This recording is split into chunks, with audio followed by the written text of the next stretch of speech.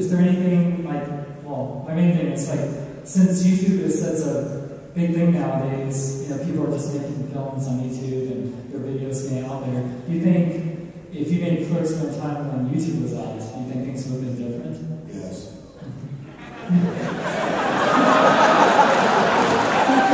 Yeah, totally. If I made Clerks when YouTube existed, I wouldn't even look for a distributor. I just would put it up on YouTube. Because for me, it wasn't about like, let's sell it and make money. I just wanted it to be seen. And being with Miramax meant that a lot of people would see it because they knew how to release movies like that.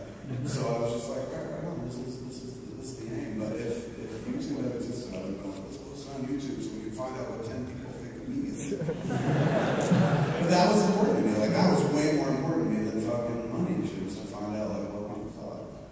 Excellent. And one other question I want to ask, especially in California, it's funny asking this because, you know, I love Jay and Silent Bob and all the stuff you do, even though I'm a straight edge guy. You're straight edge? You don't smoke weed? Nope. I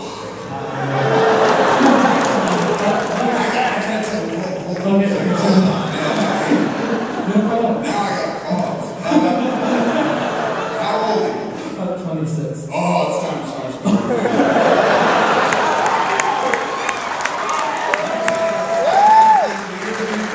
I was a big stoner and shit, and I wasn't.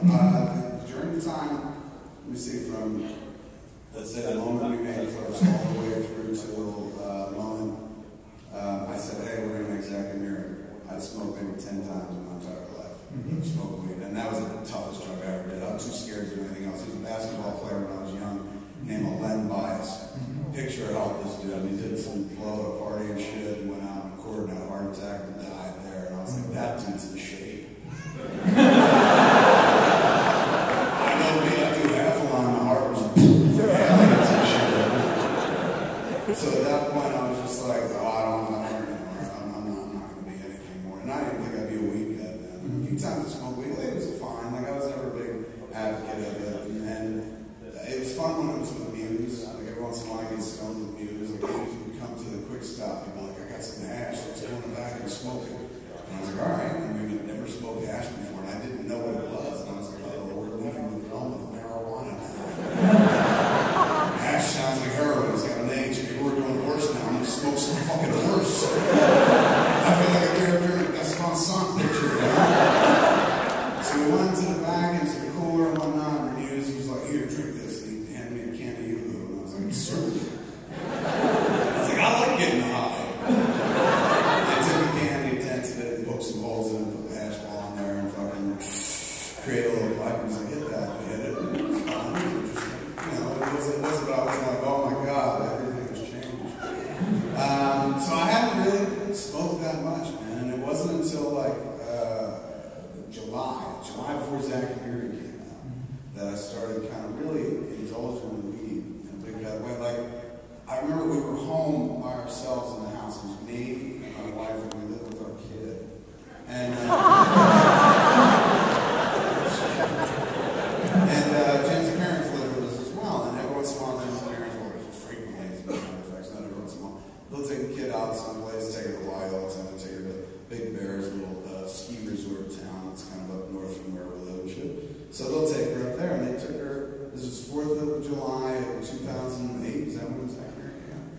Yeah. So we were alone in the house, just me and the wife. And it took me right back to my youth, because whenever I was alone in my house in my youth, I would get a rock hard fucking boner. Because it meant I could come without fucking worry about a parent walking in and being like, what's that? I didn't get married. So, you know, I would spend time by calling up people like Norm would say, can you come over and give me a hand job? No, okay, thank you, bye. And then call, hey, Jessica Kelly, you want to come over and give me a hand job? No, okay, bye. And then, you know, your parents pulling up and be like, shit, tuck it out. There it is. So that was most of my youth, which anytime parents left the house, I was like, it's time to fuck, or in my case, it's time to not get laid. So even now, years later, if I could leave the house, it's just me and her, I'm just like, immediately I get like randy as hell, man. Like, not even just like, oh, let's fool around. I'm like, everyone's gone, let's do dirty shit, let's fuck on Harley's bed.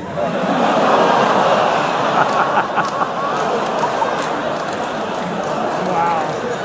I was like, ew, why? I'm like,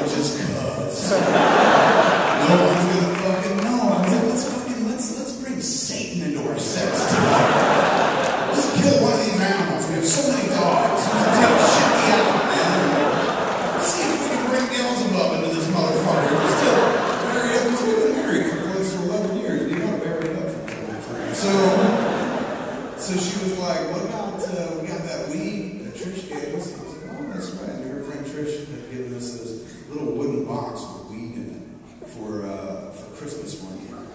And it was a cool gift, but it was like neither of us were smokers, so we just put it in the safe in the house, and it was just nice knowing it was there in case anyone was over. Like, hey man, do you have any weed? And I'd be like, I do. In the safe, I'll be right back. So she's like, you got that weed? And I was like, yeah, but the last time we fucking smoked that weed together was weird. And I remember to that point, we had smoked weed together once before, her and I. And ironically, Tricia gave us weed then too, a couple of years. She's like, you guys ever smoked and fucked? And we were like, no, I've never done that. Jen's like, oh, I have. I'm like, whore. And I was like, no, I've never done that. She's like, you should do it. She goes, I didn't want to be rude. And we're like, look, man, keep your fucking stick. All right? I'm straight edge, you know, whatever. We're just like, I don't need no weed to fuck, you know. But I just gracefully accepted it and shit like that. And then we were in this house. It wasn't our house where we lived. Our house at that point had been destroyed by a flood on a hill in the middle of the desert. Long story. But we were living in the flats of Beverly Hills at this point, in a rental house, right? And nobody was there. Like, Byron would be able to take Harley to Big Bear. She said, just me and Jen there. And we were like, all right, now let's smoke one of these joints that Trish gave. We lit it and smoked it together and shit. Nothing. And we were two pretty heavy smokers at that point. So, you know, we knew how to smoke. We were doing it properly. But there's nothing good going on and shit. And I was like, I feel nothing, man. I'm not really a weed guy. I said, maybe we should smoke the other one. And she's like, all right, yeah. So we lit that. And then after one toke, she's like, oh, I don't want anymore. I was like, really? I'm not feeling it. Turned it all the way down. And that's when I remembered sometimes you gotta wait for the effect to kick in. And it did at that point. And it kicked in fucking hard, man, in a big way. And I was like, oh, there it is. And I said, oh, I'm high. Are you high? And she's like, oh my God, Kevin, you're green. And I looked in the mirror and my pallor was kind of green, man. Like, and I'm sitting, I don't know anything about fucking weed. You can imagine I know a lot more about drugs being friends with Jason Neely. I've never paid attention all those years. And he left weed behind years ago. So I'm just like, what do we do, man? What do we do? I think I've overdosed on marijuana. And it's affected my complexion. Will this ever go away? Like, have I fucked myself up? Is the chlorophyll in the weed making me green? And she's like, I don't know. I said, what do you do in a situation like this? And she's like, eat. I was like, yeah, that's always a good thing. I heard that. I get higher, so let's see. Let's go. Go downstairs, look for nothing in the fucking house. All fucking canned goods and organic vegetables. And I was like, this ain't gonna help me when I order. I said, let's order food. One of the reasons that I moved to Los Angeles, I was finally okay with the move to Los Angeles. Not pursuit. This wasn't the reason I moved to, but one of the things that made the transition easy. They had this store out there called Yummy.com. Yes. It's a store where essentially you call them up and you go, hey man, I want one of those big bags of Pampers, and I want a fifth of vodka and a carton of Marlboros, man, and a pack of Hubba Bubba. And they show up in 20 minutes and they give it to you and you give them money and that's it. It's a convenience store that delivers right to your door. So I was just like, I want to live where that shit is, man. I'm tired of having to walk to a convenience store and walk inside and then put shit on a counter, and I want people to bring it to me. And there was another place called Pink Dot, which is a bigger service that does the same thing, more well known. Yummy's fairly new, or at least was new when we moved out there. But Pink Dot was the one that Affleck used to use all the time. And I live in Affleck's house. And I've owned it now for enough time, I call it Kevin's house. But back in the day, it was Affleck.